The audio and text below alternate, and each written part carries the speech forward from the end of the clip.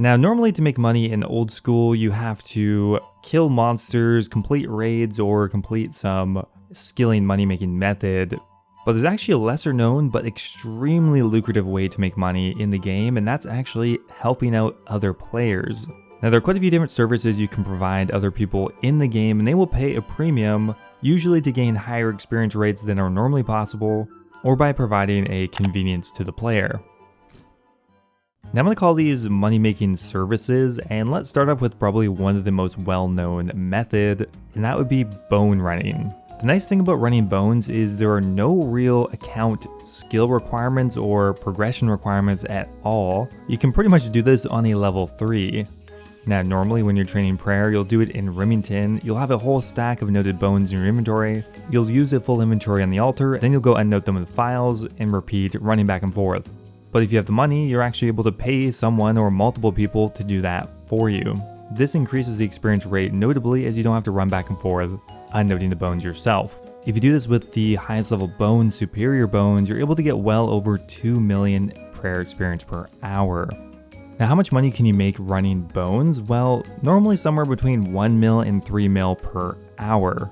This will really depend on your experience and the client that is hiring you, but that is within the normal range. Not quite as profitable as some other services you can provide, but because there's no requirement to do this, and technically it's pretty simple, there isn't a huge premium on it, but there are a lot of people looking for bone runners. If you are looking to do some of these yourself, there will be some Discord links in the description where you can find more information on it. Now, probably the most popular money-making service that you can provide in Old School is essence running. This dates back all the way to classic RuneScape, where you'd run essence to a rune crafter, they'd trade you some money or runes, and you would trade them the essence. This normally cuts out a tremendous amount of running time and will boost experience rates for rune crafting enormously.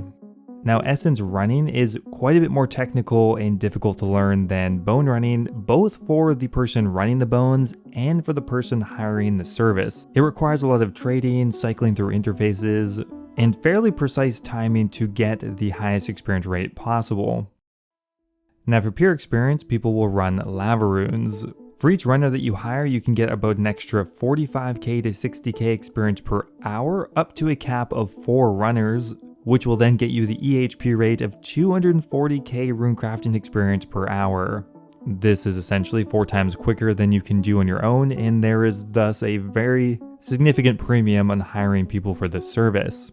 Now, unlike bone running, there actually are a few requirements for the person running essence. The main thing here is having access to the essence pouches. You'll get paid differently whether you have a large pouch, a giant pouch, or a colossal pouch, and also based on your personal experience.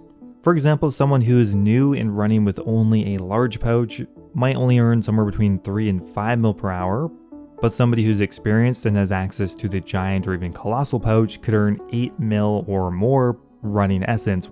Now, on top of running rune essence for lava rune crafters, another pretty popular one is running essence for astral rune crafters.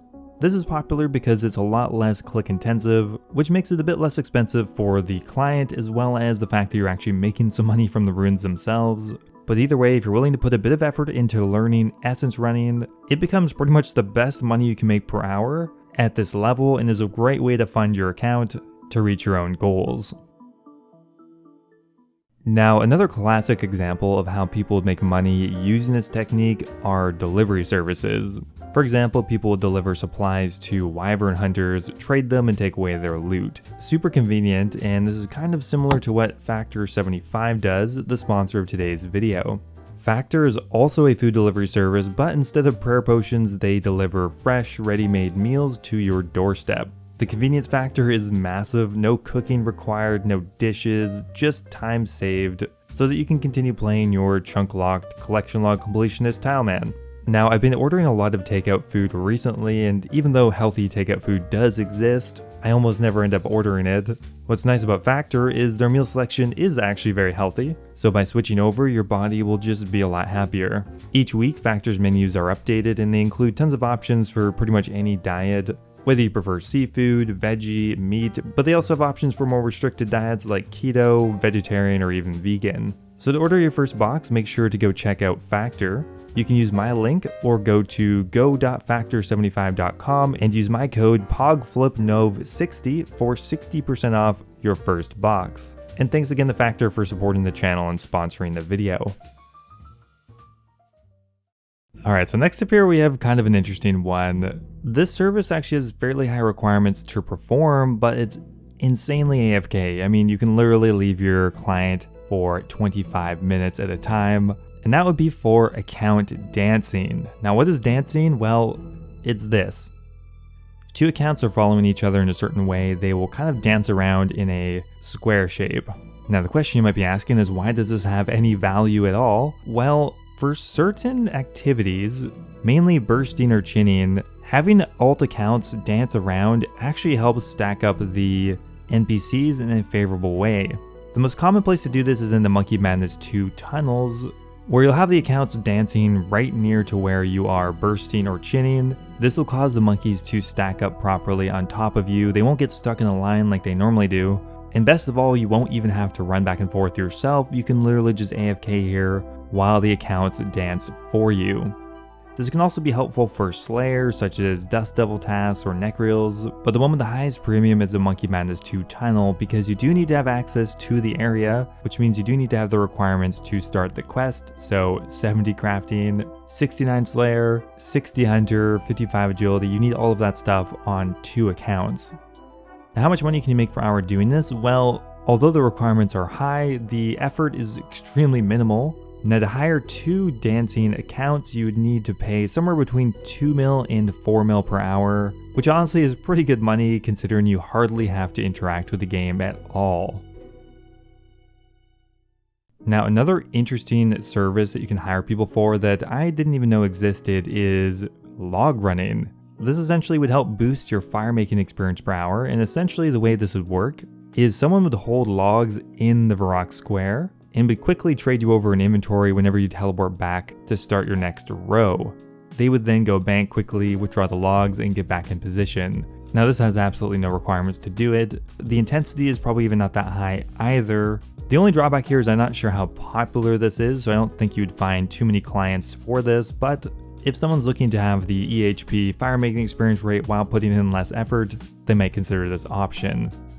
In a similar field, another service I didn't actually know existed is Blast Furnace Runners. Now, apparently if you have Blast Furnace Runners help you run gold ore, you can get up to 520k smitten experience per hour, which is significantly higher than you can get on your own. The way this would work is instead of running all the way back to the bank, you would simply meet at the bar dispenser. Instead of banking, you would simply trade the other player an inventory of bars and they would give you the gold ore. So you'd have to run back half the distance and the banking time would be pretty similar. Now, in the Find Helpers Discord, this service is listed at 10 mil per hour. Now, I'm not sure how popular this is or how likely you'd be to get that rate, but once you get more experience with some of these other methods, maybe that's an option that would come around once in a while. It seems to pay pretty well. Now, another kind of money-making service out there is scouting. There are a few different types of scouting. The main ones are Impling Scouting and Chambers of Xeric Scouting. Starting with Imp Scouting, it's pretty simple. Certain accounts, either Ironman or area restricted accounts, often are looking for rare Implings, usually Lucky or Dragon Implings. Now, because they're so rare, certain players will pay money for these Implings, sometimes between 1 and 5 mil per successful scout. Now, this is really contingent on somebody wanting it at the time. A good example is during Settled's Swampletics series. He was looking for scouts. During Verf's Karamjalocked, he was also looking for scouts. And more recently, Exorkeen's Deserted, although it's not exclusive to content creators.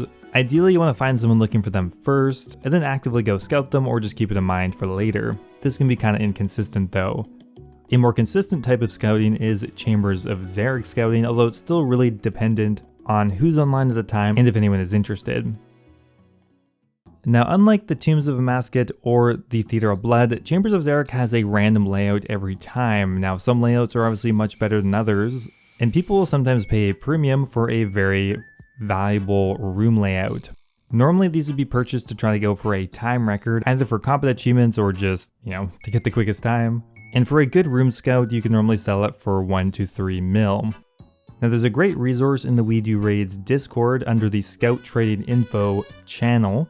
But to do this properly, you need to have Runelight with the Chambers of Xeric plugin on. And in an ideal world, you're looking for a VTV layout, which means Vasa, Tecton, Vespula. These 4 here are the most ideal layouts, although some permutations of this can also work and still be valuable. But again, it really depends if someone is online and wants it at that time, because you have to stay logged in and in the raid room until you sell it. So it can be hit and miss, but the money is definitely there. Now definitely the titan of money-making services is pet boosting. Now this is something that you're probably not going to be able to get into easily, although there is an application in the Pet Cord Discord if you do get there eventually. Now pet hunters or collection log completionist players will sometimes pay to boost the number of kills they get per hour, and this is done in a variety of different ways.